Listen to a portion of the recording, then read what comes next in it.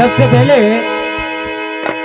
सभी महानुभावों को, जनता जनार्दन को, उपस्थित सभी मेरे भाई बंधुओं और माताएं बहनें, इन सभी के चरणों में नमन करते हुए आप लोगों के सामने आपका ही अपना ही श्री राधा कृष्ण भजन मंडल बगलवन माखन नगर बावई आप लोगों के सामने सादर समर्पित है।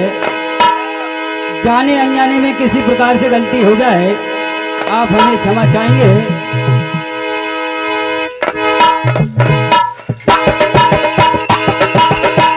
और आप लोगों के सामने